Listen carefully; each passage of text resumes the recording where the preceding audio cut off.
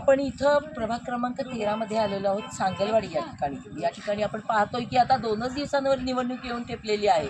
त्यामुळं जनमताचा कौल जो आहे तो बदलत चाललाय आणि फिरत चाललंय, सगळं वारं पण फिरतंय। सत्ताधाऱ्यांच्या बाजूनी बरेच लोक नाखुश आहेत त्यांच्या कामावर आणि मध्ये प्रशासनाचा कारभार होता, तर कुठलेही माजी नगरसेवक या ठिकाणी फिरकलेले नाही आहेत असं जनतेचं मत आहे। या ठिकाणी आपण पाहतोय की इथल्या ज्या महिला वर्ग आहे रोज त्या तक्रारींना म्हणा किंवा रोज त्या अडचणींना त्यांना फेस करावं लागतं। तर त्यांच्याकडून आपण जाणून घेऊयात की हे जे मागचे सत्ताधारी होते किंवा आपल्या भागातली प्रलंबित कामं कोणकोणती आहेत आणि ती राहिलेली आहेत, तर त्याचा म्हणजे पाठपुरावा करून कोणाकडून ते काम होईल असं आपल्याला वाटतं।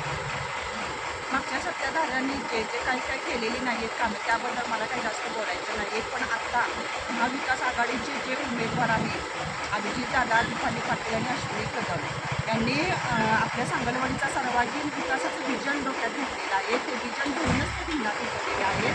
त्यामुळं आम्ही त्यांच्याकडून जास्त अपेक्षा करणार आणि ते आपल्या सांगलवाडी गावाचा पूर्ण सर्वांगीण विकास करतील अशी आम्हाला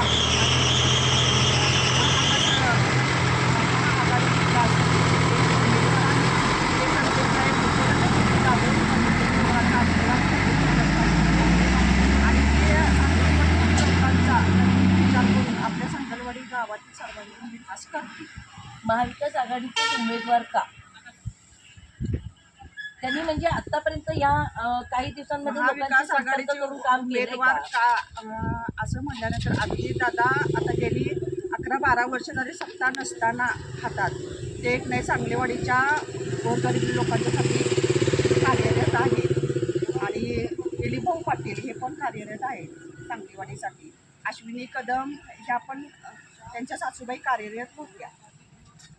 सचिनभाऊ कदम रोज नवीन विषयाचे जनक म्हणून त्यांना पूर्ण सांगली ओळखते, जिल्हा आणि जिल्ह्याच्या बाहेर देखील त्यांचं हेच काम आहे। तर त्या गोष्टीचा आपल्यावर काही म्हणजे मतदान करताना मतदार काही त्याच्यावर म्हणजे विचार करतील का त्या गोष्टींचा? नक्की करतील। म्हणजे या ठिकाणी आपण पाहतोय की महाविकास आघाडीचे जे उमेदवार आहेत तर त्यांचं जे विजन आहे कामाचं, तर ते सांगलवाडीची जनता ही म्हणजे मागणीमुक्त करावी असं त्यांचं विजन आहे। त्यात बरोबर प्रलंबित आणि रखडलेली कामं देखील यांच्या माध्यमातून पूर्ण होतील असं या जनतेला विश्वास आहे आणि त्यामुळे जनतेचं मत देखील महाविकास आघाडीच्याच बाजूने आपल्याला दिसते। धन्यवाद।